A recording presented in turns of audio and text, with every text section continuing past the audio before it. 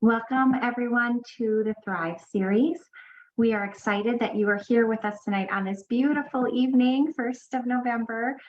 If you have attended the Thrive program before, welcome back. And if you are new, we are so happy to have you here tonight. Just a little background about our program is that the Thrive program is a collaboration between mHealth Fairview and the Masonic Cancer Center at the University of Minnesota. Tonight is the 4th session, and we have 2 more left in the fall series. Tonight, we will hear from Miss Shaunequa James. Shaunequa is a licensed social worker who received her Master's of Social Work from the University of Minnesota and has a background in mental health, having worked as a mental health therapist in both outpatient and inpatient settings. Shaunequa is currently serving as the program director for Gilda's Club, Twin Cities in Minnetonka.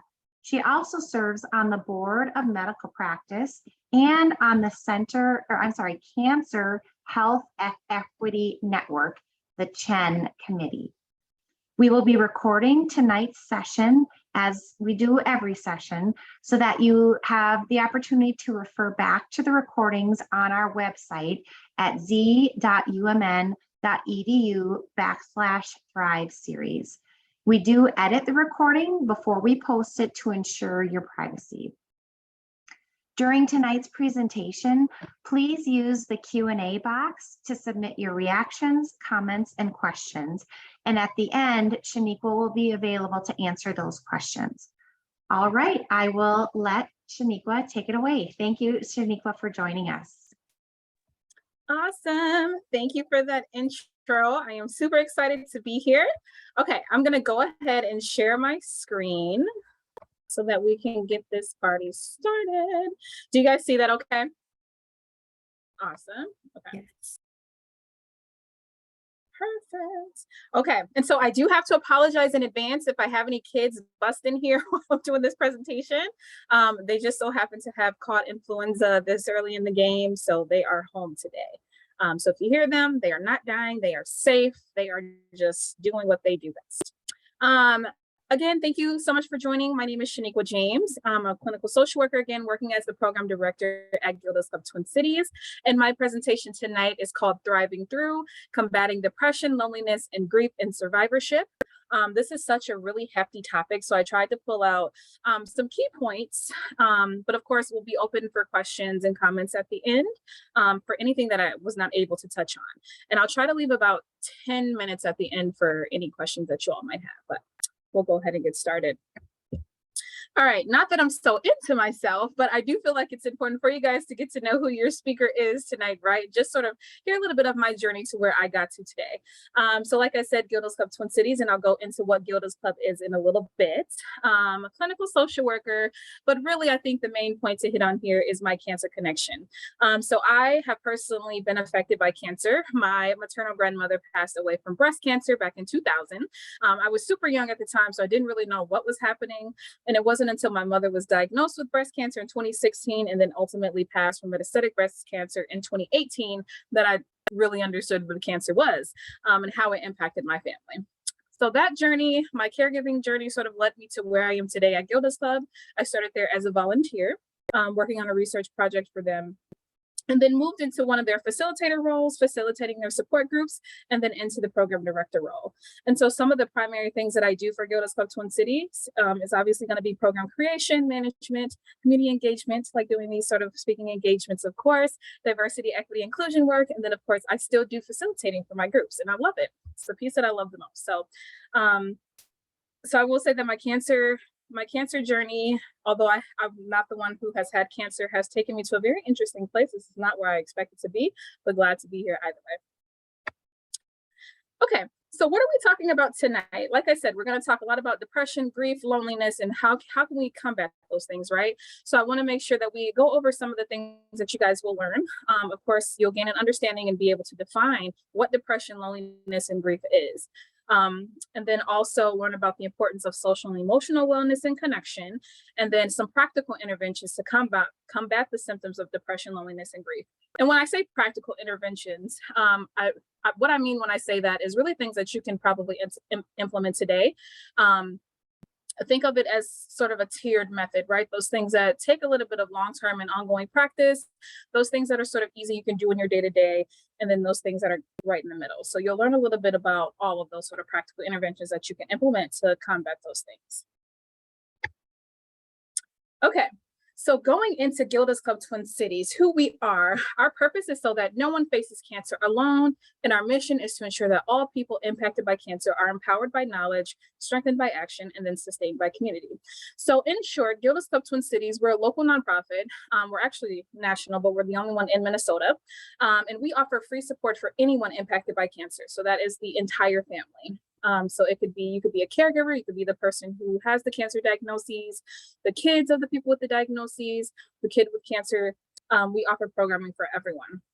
We have a physical clubhouse location located in Minnetonka, but most of our programming is offered virtually right now, just due since COVID. Obviously, we have two clubhouses now. And then I'll talk a little bit about the kind of programming that we offer as well, but want to make sure that I hit on what our actual values are at Gilda's Club and why I'm in this position that I'm in. So our values and sort of how we derive our programming and create programming is based on these 4 values. So we believe in serving our community with integrity, acceptance, and trust. We collectively and intentionally, I love that word intentionality, nurture meaningful relationships. We embrace laughter, heavy on the laughter, tears, joy, and fear. We value self-care, curiosity, and the opportunity for growth. And so the 5 cornerstones of our programming, and I'll be quick with this and then I'll get into what we need to talk about tonight. The 5 cornerstones of our programming, how we set up our programming, and it sort of dictates what we offer, is support, healthy lifestyle, education, social opportunities, and information and referral. So support is going to be like those weekly and monthly support groups where you are placed into a group and get to talk with other people going through a cancer journey of some sort. Healthy lifestyle classes like cooking, yoga classes, and things like that.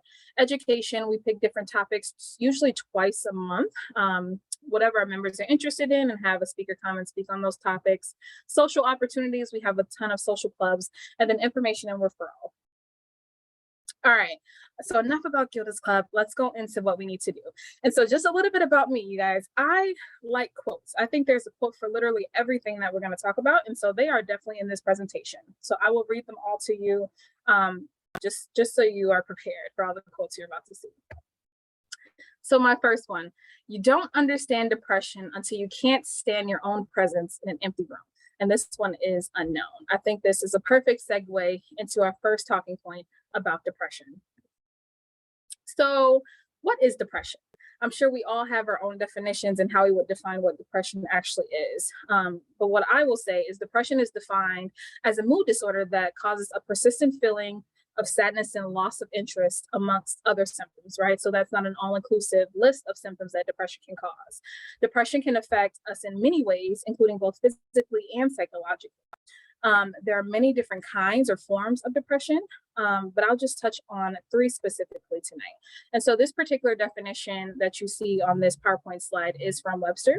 So depression is a mood disorder that causes a persistent feeling of sadness and loss of interest, also called major depressive disorder or clinical depression.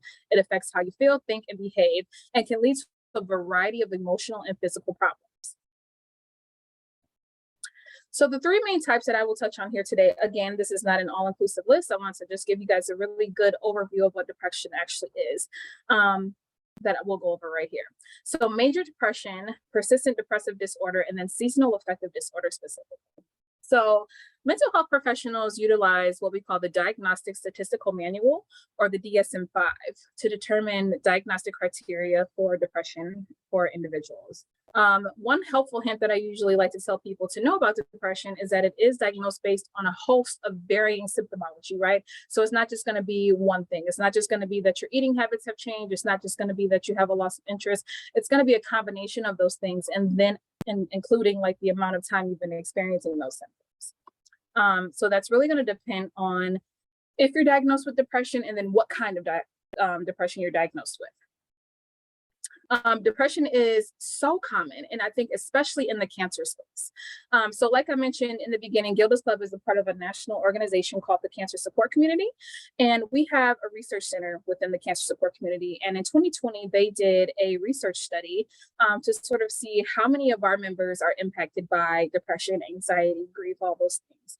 And we found about 38% of the respondents who participated in this study reported having clinically significant levels of depression symptoms. So what clinically significant means is that they scored high enough that they could be diagnosed with a major depressive disorder. And of all of those who participated, all of them had a cancer diagnosis.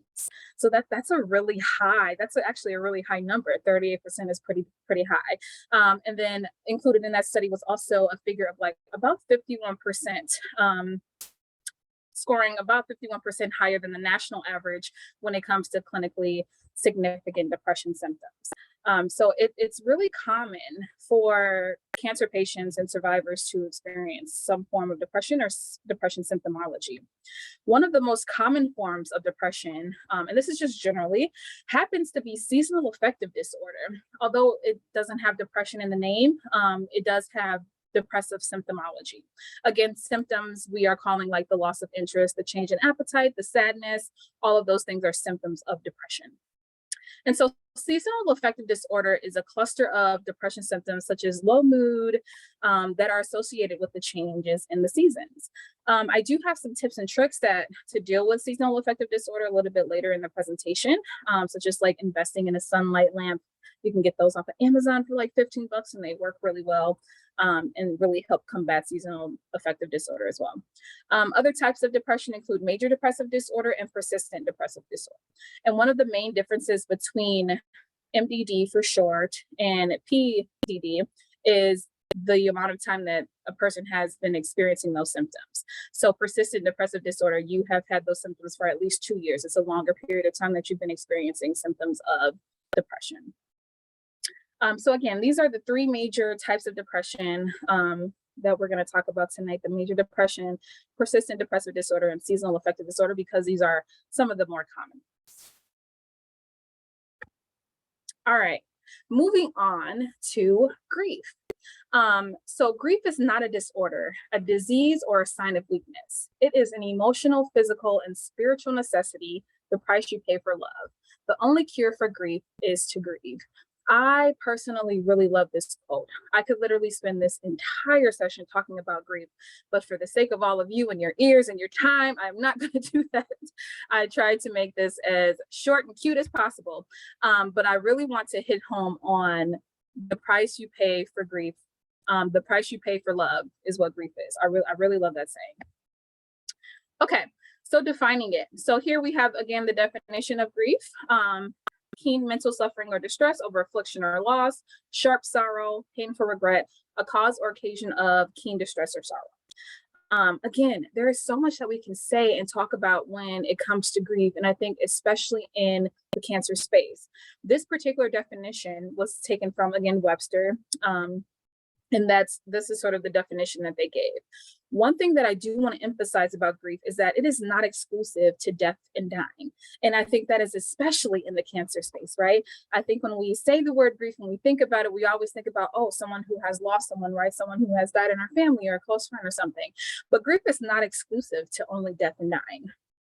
In survivorship and after treatment, and even caregivers, right?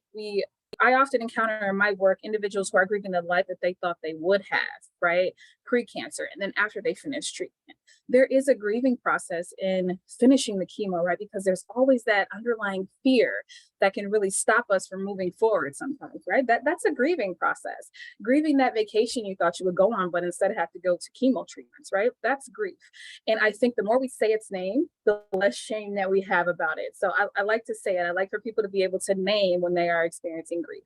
But I think the important thing to do is learn when you are experiencing grief, which is why we're talking about this tonight. So I think, in short, grief is complicated, and it really is different for everyone. I think we have this notion that grief has to look a certain way, right? Profound sadness all the time, crying all the time. But that's not necessarily true, just as that's not true for depression. Grief can look differently in everyone. And so we're going to talk about a few different kinds of grief that I often see in my work, especially working with survivors and people in active treatment and their caregivers and their children. and we'll go over these. So again, like I said, many types of grief, but really wanted to bring a focus to these specific types. So I'll just read through these really quick. And if these resonate with you, write down. I have some reflection questions at the end because that's just who I am as a social worker. But if any of these resonate with you, and if this is a new language for you, write it down. Just take a minute to just really sit with it. But anticipatory grief. So this is the act of anticipating a loss before it happens, right? So again, if we have someone who is going through active treatment and they had a vacation planned for a month later, that's anticipatory grief, right? Or anticipating someone that is, in active treatment and you're already picturing like their death, right? That's something that has not happened. We don't necessarily know if it's going to happen, but something that we're already grieving. And then there's complicated grief. And so complicated grief is severe symptoms of grief that can include the inability to complete daily tasks that you normally could prior to your experience of grief. And I don't want to get it confused. Like, you can experience the inability to not complete your daily tasks of life in any form of grief, but complicated grief, it's another level of severity. And then we have delayed grief. So this is grief that is not experienced immediately after a loss. Again, not exclusive to death and dying. This grief can come unexpectedly months or even years after experiencing loss. So I see this a lot in my practice with people who initially got their cancer diagnoses. They sort of like put their head down, went through the treatments, went through the chemos, went through the radiation, got the surgery, and now they're in post-treatment, and now they can almost like breathe again. And they're sort of like, okay, now what? And they find themselves, crying, not being able to cope, trying to figure out what happened. What was that? That is really delayed grief. And then, of course, we have compounded grief, which is having multiple experiences of loss at a time. And, I think all of us in one way or another can really identify with having compounded grief, especially during that year of 2020, where we were all on lockdown, going through a pandemic. And so I do think that it is inevitable that someone will experience grief during their cancer journey, but sometimes it is really difficult, again, to name and identify that. So I do have some tools, again, at the end of this presentation that we'll talk about to be able to identify what is grief, what is depression, all of those things.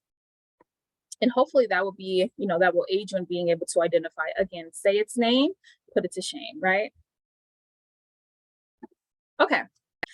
So the last thing that we're going to talk about here is the loneliness. So the loneliest moment in someone's life is when they are watching their whole world fall apart and all they can do is stare blankly. This quote in particular, I actually got from one of our members at Gilda's Club when they were trying to explain to me how lonely they actually felt. And I was newer in my position, newer on my own grief journey with dealing with my mother.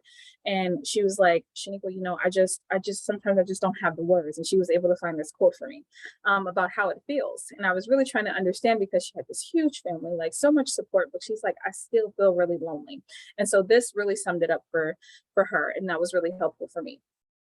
So loneliness, of course, the definition for loneliness: affected with, characterized by, or causing a depressing feeling of being alone, lonesome, destitute of sympathetic or friendly companionship, intercourse, support, etc. So loneliness, I'm not going to spend a ton of time. We'll touch a lot on loneliness and like the intersections of depression, grief, and loneliness in the coming slides. But bonus, love bonuses. So bonus, fear. One thing that I didn't include in this presentation was a slide specifically on fear. So again, I think with depression, grief, and loneliness, there will always be fear. And specific to survivorship, the fear of reoccurrence, or the fear of planning your future, right? Planning that vacation, planning that move, because you don't know if you'll have a reoccurrence. You just don't know what's going to happen. The fear for your family if you're not there. And although there is no way to fully know if someone who is in their survivorship will get over the fear of recurrence about, whatever it is that they're having a fear of, there is a way to carry it without allowing it to break you. I oftentimes get the question specific to grief about, how long will I grieve, right? I know we've all been taught this idea that there are like stages of grief. And while, that certainly set the stage for more conversations around grief. grieving is not linear whatsoever, right? There are no set stages, and you can certainly experience, parts of those stages, right? But there are no actual stages of grief, and it comes in waves, which is why I have this picture of a wave up here as well, because that's what I think about when grief, and that's the same for fear. So again, grief is something that you will have with you all the time. Again, it's inevitable that we all will experience grief at some point in our lifetime. And it's not necessarily something that will just totally go away or disappear. But we do learn how to carry it without it being so heavy, without allowing it to totally break us. And that is the same with fear. How do we recognize, again, I'm going to say it again, say its name, put it to shame. Because the more we name these things, the less shame we have to have about it, the more we can have these conversations about it, and the more we can heal it. That's the point of saying it, right? Saying that I am grieving, saying that I am feeling some depression symptoms, saying that I am fearful. It lightens the load for us, right? And the same goes for fear. It's okay to name those things. So to me, fear is really, it's connected with ambiguity. So we as humans like to know what's next, and we especially like to know what's next in a cancer journey to somehow prepare or brace ourselves for what's to come. Especially if our cancer diagnosis was so much of a shock for us, right? We want to be able to control everything that we can in these journeys. And so the truth is, fear can really drive our depression, grief, and loneliness. Honestly, it's interconnected with those things. It stops us from living now, right?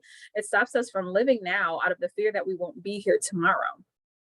And this is the opposite of what we should be doing, but it is the reality for many people. And I want to be able to honor that too, right? To just sort of validate that absolutely you can be fearful, but absolutely you still need to live today. And I place fear in this space because it is nearly impossible to talk about, depression, grief, and loneliness without fear, as it drives so many of our decisions and behaviors. And a lot of the interventions that I'll discuss a little bit later requires us to really face our fear, be scared, live in ambiguity, and then still do the things anyway, right? It's really courage. It's really courage. Okay, I'll get off my high horse and move on to the next slide. So I want to talk a little bit about, what are the overlaps when it comes to loneliness, depression, and grief. Because they seem really odd, but they are very so much interconnected. There is a considerable overlap when it comes to depression, grief, and loneliness. Each of these comes with their own subset of symptomology, but also symptoms that overlap with one another. A few of the intersections to consider when reflecting on how to name what you are feeling or experiencing, including like mood changes, changes in functionality, isolation, and the physical and emotional changes. There's no doubt that we have like this chicken before the egg or egg before the chicken sort of situation here when it comes to being able to name what it is we're actually experiencing. But what's the most important thing to note, I think, is what these symptoms can look like, varying from person to person, of course. So I'll just go over some of these common symptomology and intersections between each of them. So again, we're talking about the depression, loneliness, and grief. So mood changes. Again, mood changes can look different for everyone, and it varies from moment to moment, day to day. It can be sadness, it can be anger, it can be, it almost feels like I've had someone describe it as feeling very like manic, right? Like your mood is just so up and down, and it's so different from moment to moment, and that is okay. That's exactly what those mood changes mean. All right, and then the ability to decrease functionality, right? So each of these, based on a severity scale, has the ability to really change what we're able to do on our day to day, right? I know you've heard of people getting so depressed that they can't get out of bed. The same can happen with grief, and the same can happen with loneliness as well. And then having isolating experiences. So, and I named specifically intentional isolation. And so this is you specifically not reaching out to people, not reaching out for support, not accepting support. That's really intentional isolation. And then of course the physical and emotional implications, such as like uncontrollable crying, will be like emotional. And then crying and not understanding why you are crying or why you are angry. And then of course just like the physicality of all those things. So please know that these are not all inclusive. I just pulled some of the more common ones that I hear about when it comes to, depression, loneliness, and grief. Um, and that there, again, when diagnosing these things, there would need to be some sort of diagnostic consideration depending on the kinds of treatments that you're on can cause some of these things, right? Like, are the mood changes based on the medication that you're on, right? Because that's a consideration that we have to have. But transparently, there are some validated risks associated with depression and, loneliness and grief as well, if it goes untreated. And I wanted to make sure to add this to the presentation, just so that we are being transparent and that you understand the importance of getting the help that you need when it comes to these symptoms. And so, if left unaddressed or untreated, depression, grief, and loneliness can cause increased risk of premature deaths. They can cause loneliness. Loneliness specifically is associated with a 50% increased risk of dementia. That is a really significant figure. That is a really high increase of risk of dementia when it comes to loneliness and isolation. And then, of course, increased risk of heart disease. And then all of these are associated with increased risk of suicide, just depending on like a number of things, behaviors and moods and things like that. Okay. Let's move on to the next one. There we go. Even though I've been doing this over Zoom for the past 2 years, somehow I still don't know how to go to the next slide. It's unbelievable. All right. So next quote. We humans are social beings. We come into the world as the result of others' actions. We survive here in dependence on others. Whether we like it or not, there is hardly a moment of our lives when we do not benefit from others' activities. For this reason, it is hardly surprising that most of our happiness arises in the context of relationships with others, the Dalai Lama. And that sort of transitions us into, okay, now we know, how to define depression, loneliness, and grief. We know the different kinds of those things. But Shaunequa, what do I do with this information, right? It's one thing to have the information, but it's another thing to tell me what do I do with it and how do I sort of combat it. And so, admittedly, here we are. So, of course, my first one is going to be social and emotional support. So, having a support system is probably one of the most important ways to combat the symptoms of depression, loneliness, and grief. It has been heavily researched, and the research indicates that having a social support improves quality of life by decreasing those risks associated with isolation and improves overall resilience. Again, heavily researched. There's been research that says that, having social and emotional support increases compliance with I hate the word compliance, but increases engagement in treatments, right? It increases individuals' abilities to advocate for themselves with their treatment teams. All of these things, it's just so good for your nervous system, which is connected to all of us. And so I want to be able to talk a little bit about social and emotional support, right? Because I think there are some myths around it, especially when we talk about support groups. So what social support does not have to be is someone or a group of people you talk to daily. You guys, the only people I talk to in my life every single day are probably my children, and they're probably sick of me. But that's not true for a social support. That is not what a true social support means. You do not have to talk to someone daily in order to consider them a support. Exclusively people you can meet in person. I think this one was, dispelled a little bit during the times of COVID because we had to connect with people, via Zoom and FaceTime and all those things a little bit more than we had in the past. But still, it is a thing that people think that their support person or people have to be in person in order to feel that connection. And that's just not true. And then feeling like it has to be people that you know intimately. And so when I say that, what I mean is knowing someone intimately, like knowing the details of their everyday life, right? Like being your best friend or, whomever, someone that you're close to and know all the details of their life. That doesn't have to be true in order for you to feel a connection and supported by someone. And what social support can be. So social support can be people that you feel connected to in one area or another of your life. Again, you do not need to know them personally. And really, this point, I wanted to illustrate the point that, we are human. And as human beings, like the Dalai Lama said, is that we want to feel connection with other human beings. That is literally how we live and literally how we thrive. And again, I love that it's backed by science because it's so true. And then, of course, gain on a virtual platform. I have come in contact with people whose only support is like via Instagram or Facebook, right? But that's how they get that social outlet. And it is so important that you're able to engage with people in those ways. All right. So, social and emotional support, one of the most important ways to really combat these practices, or excuse me, these symptoms of depression, grief, and loneliness. And I will say, especially loneliness. I think there's a difference between being alone and being lonely, right? Being lonely is having no support at all. There's no one that you can go to. Excuse me, there's no one that you can go to sort of process hard things with, especially in your survivorship. It's really important. And it doesn't have to be someone that you know intimately. It could be a mental health professional. It could be your primary care physician, as long as you have someone, right?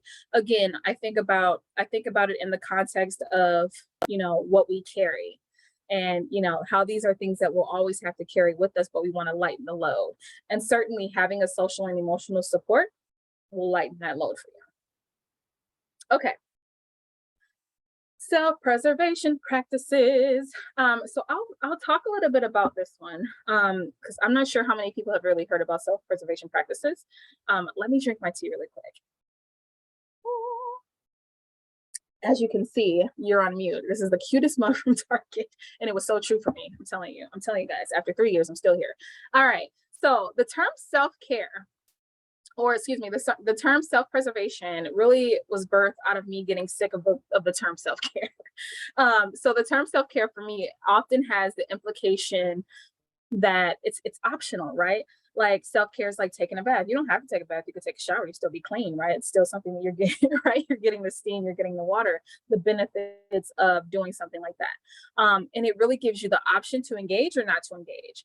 And although we each of us has autonomy over what we do, sometimes, especially when we're dealing with symptomology associated with like grief and depression, we need to have a lot of intentionality in order for us to engage in the actual behaviors, right? So that's some tips and tricks that we have to do. And so changing the term self-care to self-preservation to me makes it sound like, okay, if I need to preserve myself, I probably have to engage in these things, right? As in self-care is just sort of like, yeah, I can do it, I can not, whatever, right? And so that's where these self-preservation practices sort of was birthed out of. And so I use this term a lot more often than I do self-care. Totally confuses people, but I'm okay with that. I'm okay with people being confused about that term.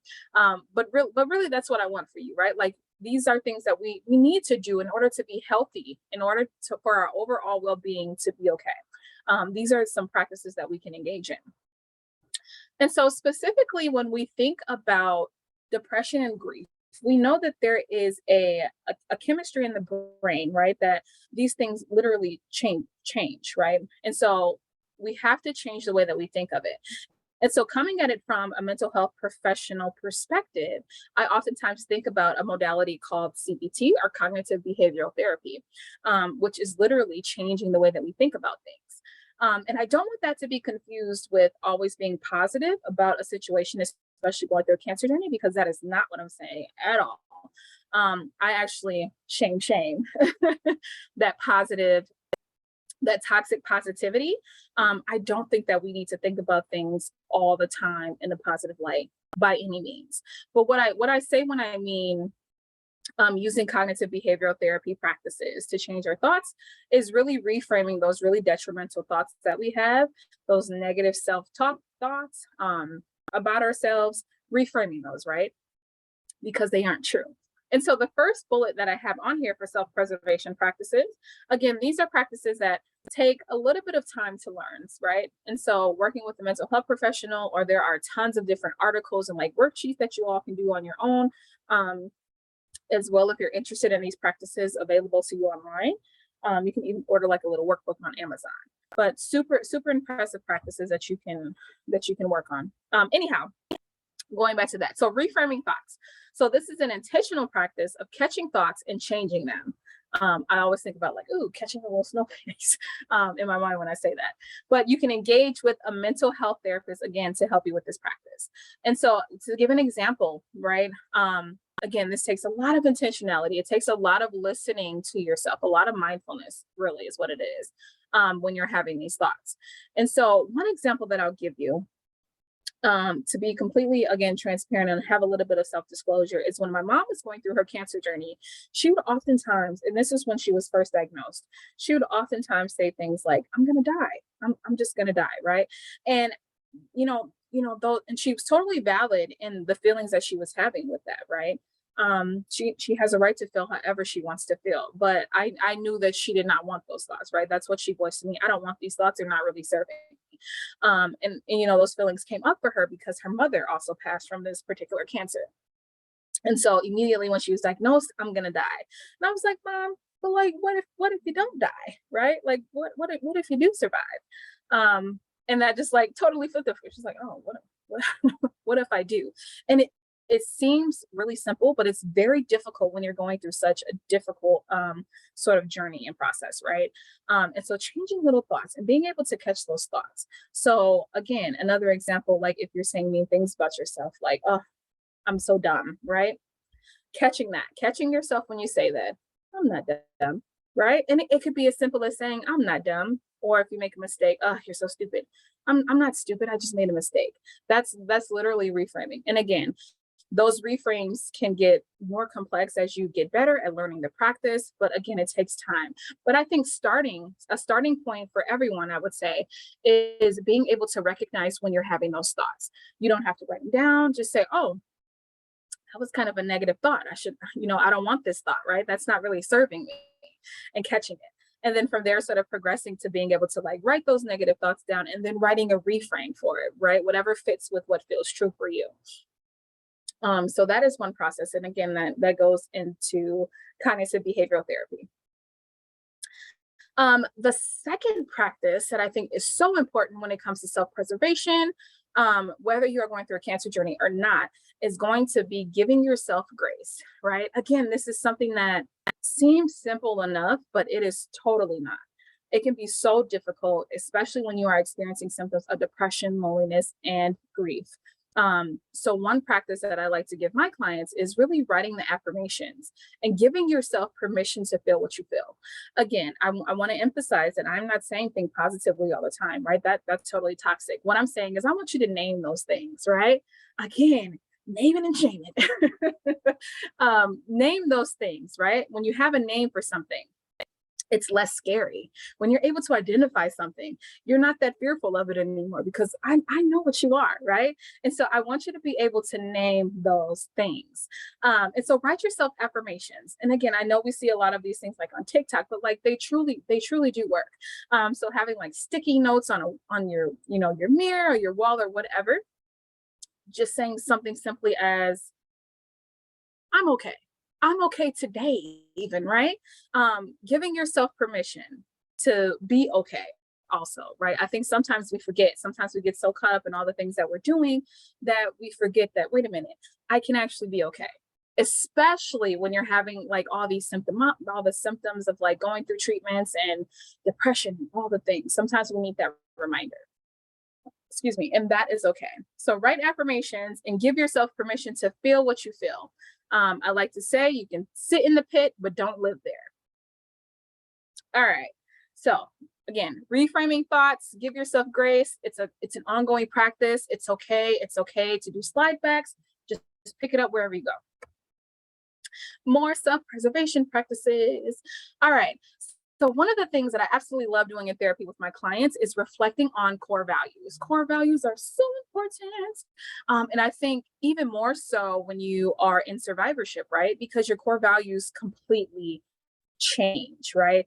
Getting that cancer diagnosis completely changes what's important for you and what you decide to put your energy into. And that's okay. And so what I always encourage people to do is write down what your core values are and reflect on how you act on them every day. Our core values are really things that guide our behaviors and our thoughts. And that's exactly what their purpose are, right?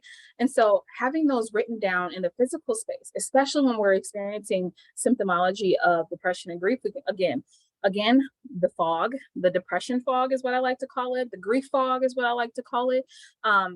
It makes us forget things. And so having these things sort of written down in like a little, a little notebook or on sticky notes helps to remind us, oh yeah, that's my core value. How am I going to act on that today? And it's okay to get that jump start. And of course, if you're unsure about what your core values actually are, engaging in a reflection and journaling practice to help you gain more insight, that's my thing. I love it. It's amazing. I always encourage people to do it. All right, here we go. Commit to 5 minutes in nature, any frequency, every day, once a week, once a month. I don't care as long as you commit to doing it. And again, 5 minutes is really just like the very bare minimum that I would say.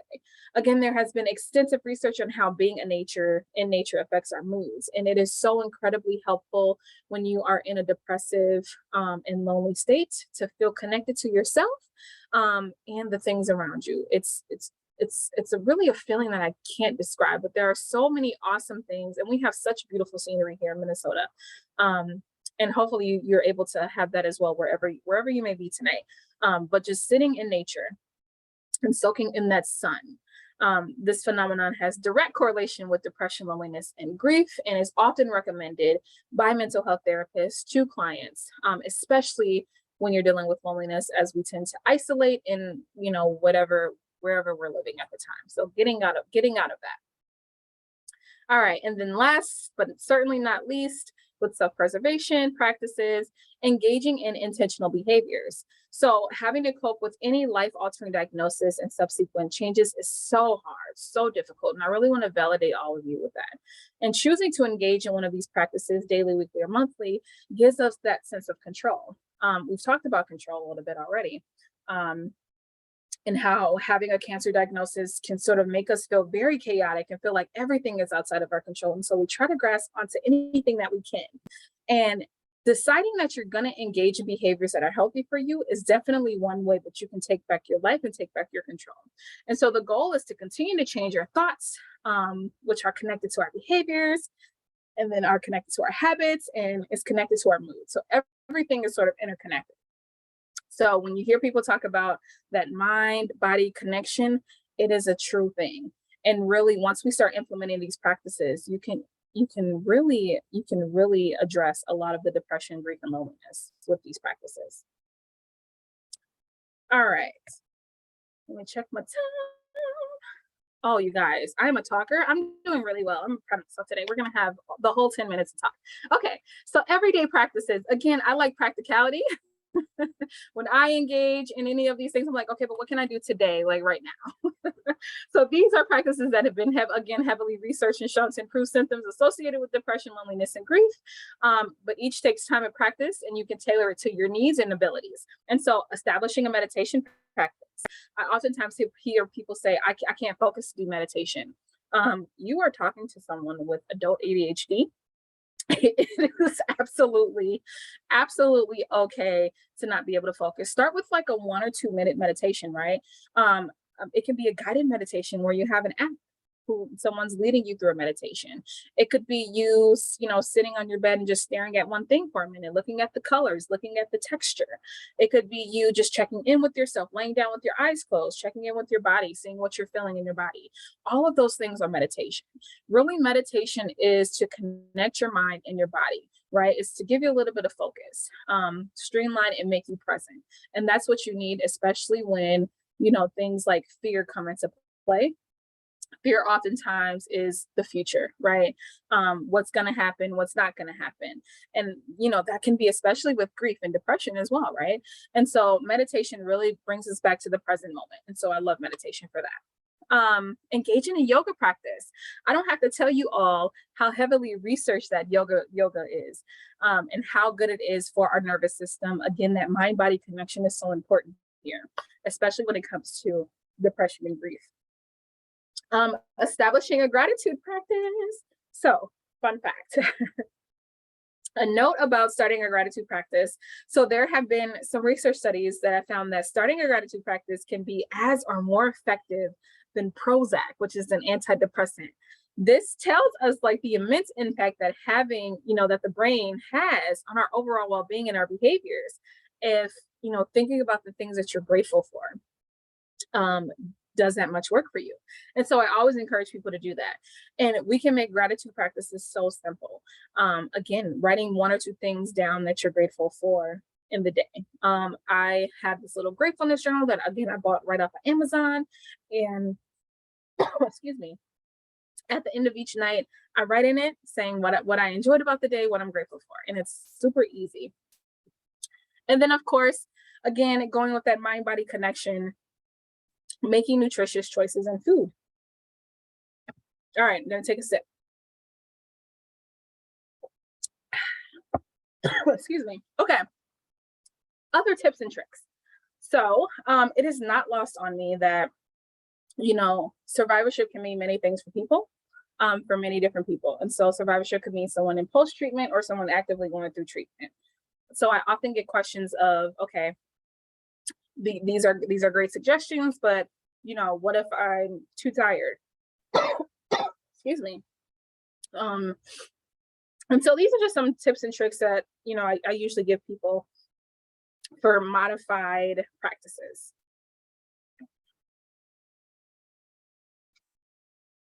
All right. Okay. I want to make sure I'm cognizant of the time. Okay. So I want to make sure I get to these reflection questions too. So these are just a few of the affirmations that I typically recommend to people, specifically my members at Gilda's Club. And I'll read these off to you. So this too shall pass. I am worthy of love and light. One small thing daily. My personal favorite, how will I live today? I choose joy in this moment. I am not alone. Community is stronger than cancer. I am in control of my thoughts. What I particularly love about affirmations is that, and this is going to sound really weird, but what I particularly love about affirmations is that you don't have to necessarily believe them in the moment, right? But there's this trick that you do. The more you say it, the more you do it, the more you start to believe these things. It's almost like a manifestation. And so, again, just like gratitude, it's sort of changing the way that we're thinking about things. It's changing and reframing the way that we think about things. And so affirmations are one of those really quick and easy ways to be able to do that, especially when we talk about depression, grief, and loneliness. Okay. So some things to consider after this presentation for asking yourself as if you are creating a survivorship plan, or you're asking yourself what's next, or you're trying to get out of whatever you're experiencing right now when it comes to those things. In what ways has depression, loneliness, and grief shown up in my survivorship? Again, I think it's so important for us to understand how things are projecting in our lives, naming what those things are, and then being able to assess how we address them, right? What established self-preservation practices do I currently engage in? I'm sure we all already engage in self-preservation practices and don't even see them as such, right? It could be as simple as, well, I drink warm water in the morning with lemon. That's an amazing self-preservation practice, right? That's gut health, which is good for your overall well-being. So establishing and knowing and understanding what you already do to take care of yourself and make yourself better, right? And then building on top of that to really address the symptomology of your depression, grief, and your loneliness. And then, of course, your values. Again, core values are so important because they sort of guide what we do, how we behave. And so the question of what matters to me most right now. Again, it's not uncommon for someone who gets a cancer diagnosis, even as a caregiver, to ask themselves, okay, what's important for me right now? Because it completely changes your perspectives on a lot of things. And so it's okay to sit with yourself and sort of ask yourself these questions and sort of go through. So use this as a guide to sort of help you to get to that next point, asking yourself, what's next? How am I going to create a plan for me to step outside of these symptoms, right? Again, how am I going to make this load a little lighter for me? Not letting it weigh me down. Okay, so my last quote for the presentation with one of my all-time favorite people, Maya Angelou. She's like in my mind, my adopted mother. So, and I think it fits perfect with the Thrive series generally. My mission in life is to not merely to survive, but to thrive. and to do so with some passion, some compassion, some humor, and some style. That is what I wish for every single one of you. I don't want you just to be in survivorship, but I want you to thrive in your survivorship, whatever that looks like for you, and not letting depression, grief, fear, loneliness, all of the things weigh you down and take your life away, right? And so the question that I pose to you as I wrap up right now is, how will you live today, tomorrow? What are you going to do to live? How does that look for you? And just going back really quick to the other tips and tricks, I realized I skipped over that really quickly. But and this is specific for like the seasonal depression, because again, I know it's super common in states and places that have like different seasons that change really quick. If you live in Minnesota, I'm with you on that one. So having that sunlight stimulated lights or opening windows, curtains for sunshine, getting sun, again, that's that thing about being in nature, really helps with mood improvement. Having a recorded journal if you're not able to write. So just recording yourself talking is really good. Having a loved one or caregiver read to you is so intimate and so beautiful, and I love that. Or if you have an audiobook, small movements, if you're not able to do huge like stretches and movements, wiggling your fingers, wiggling your toes, and even throwing in some mindfulness about, ooh, what do I feel in my fingers? Ooh, what do I feel in my toes, right? Like that is also mindful. Grateful thinking, if you're not able to write it down, just think about 3 things that you're grateful for in the day. And then of course, guided meditation we talked about, and then modified yoga practices like chair yoga. All right, so thriving. Thank you all so much listening to me tonight. Here is my contact information if any of you are interested in ever reaching out. And then I will stop sharing my screen. Again, we'll see if I can share that. Let's see if I got it. I think I did it. There we go. Shaunequa, thank you so much. This was Yes. fantastic. And I have to say, I came into this tonight just myself like, oh, I know about this stuff, and you taught me so much. So I appreciate you so much for sharing all of these wonderful slides with us, so much great wisdom. And I did see that comment in our Q&A box as well. If you haven't already and you have a question for Shaunequa, please go ahead and submit that in the Q&A box on your Zoom window.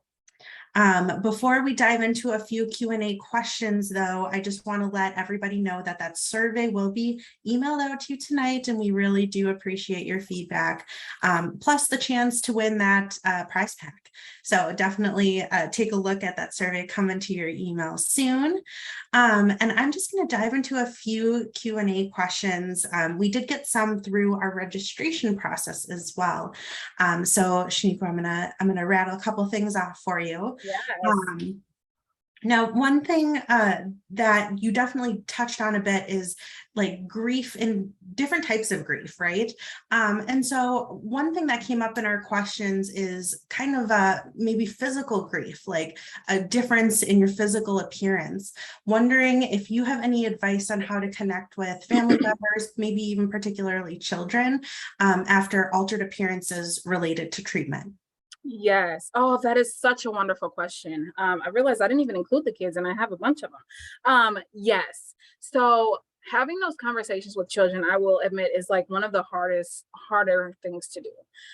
But children are so intelligent and they are so open and willing to learn, right? One thing that I always recommend is there's probably a book for that. If you're not comfortable or don't know what to say, there's always a book that you can read to your children and go through. And I have some recommendations that I can send to you guys too. About how to talk to children about these things. And specifically, allowing the children to be heard in the process. Like, what questions do you have? I know mommy or I know daddy looks a little differently. I know you're noticing these things. What questions do you have about that, right? And just being obviously age appropriate, but open and honest with having that dialogue with them. But definitely using like those guided questions and those books to help guide the conversations, being open. So it's a tough one, but definitely. I can tell you guys a real quick story. So again, I have children, and my mother was living with me at the time, and she started losing her hair. And my oldest was 5 at the time, and she noticed, and she was like, "Grandma, why are you bald headed?" And I was like, "Ooh, we should probably have this talk." And so really sitting down and talking to her, like, "Yeah, grandma's not feeling that well. And so her sickness is kind of like taking her hair, and we were able to go through the books and read a little bit. So yes, I hope that answered the question. Yes, thank you so much for that. Um, let's see, I've got, if anybody else has questions, get them in. Otherwise, you've definitely talked about all different kinds of fears as well. And fear of recurrence, I think, is one of the major fears that folks tend to ask about in this capacity. And I know you did touch on that. I'm just wondering if you can maybe give us the quick overview recap, any advice you have on folks living with that ever-present fear of recurrence. Yeah, yeah. I mean, fear of recurrence is definitely a heavy thing to live with, right? And talking like there's no way to ever know if you're going to have a recurrence until it actually happens, which is like a really hard truth. But really, again, what we want to do is not, we don't want to avoid it, right? We can have it in the back of our minds that it's a possibility, but we don't want that fear to sort of stop us from living out loud right now. And so again, that sort of goes back to mindfulness. What am I doing right now to live instead of living in that space of fear and allowing that to, not let me make plans for the future? No, make those plans, right? Because they can be adjusted. Excuse me. And so again, having that understanding that we want to be able to name the things, name that I'm afraid of this, but also like understand that you're going to have to carry it, but it doesn't have to be heavy. It does not have to rule your entire life, which I totally recognize that is much easier said than done. And it takes a lot of intentional practice, again, with the reframing of the thoughts when those fears sort of come up, reframing to, but like, how am I living now? But like, what about right now? Right? Because that's a fear for the future that we don't know if it's going to happen or not.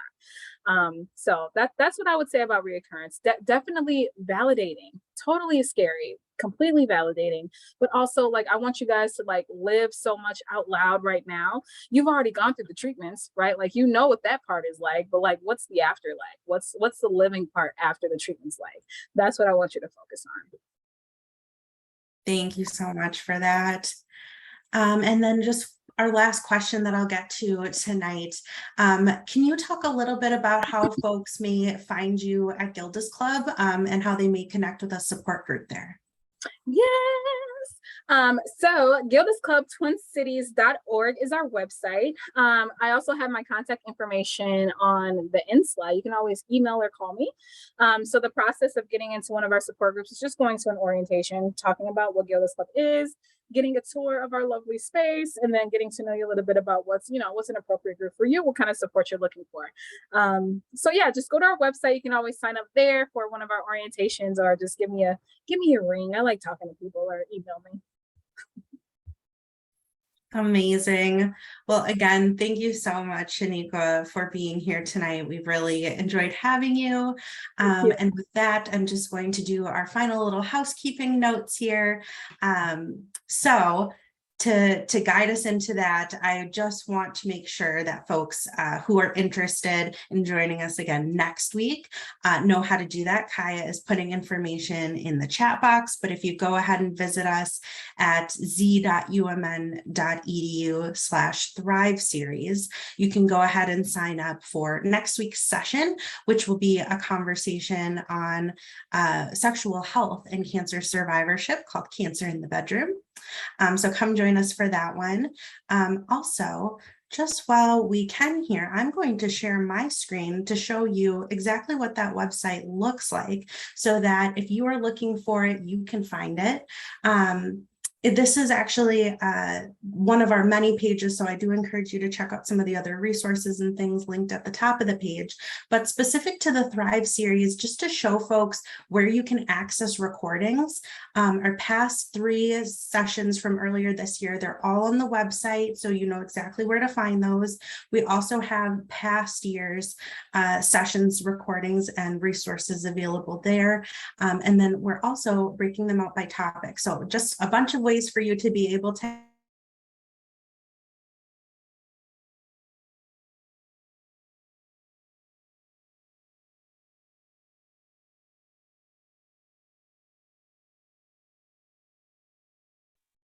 Did she freeze? Or did I freeze? Oh, Shaunequa, you're still on mute. I can take over. Did I we think it lose was this her, one? sorry. Oh, shoot. Okay, so as she was saying, we can see we've got the sessions by topic. Just give me 1 second here. And then let's see, she talked with you that the recording will be available on the website. There will be that email coming to you that also will ask you to complete that survey for the opportunity to win swag bag materials. And then lastly, we take that feedback very seriously and very graciously so that it helps us plan other future topics. And Lissa, I see maybe you're back. I am back. That was the funniest thing. My Zoom just kind of closed and reopened out of nowhere. So technology, right? Like it's always something. Thank you for popping in, Kaya, to grab those last few talking points there. And so we thank you all so much for being here with us tonight. Again, that survey is on its way to you in a couple minutes, and we look forward to seeing you next week for our presentation on sexual health and cancer survivorship. So with that, have a wonderful night. Thank you.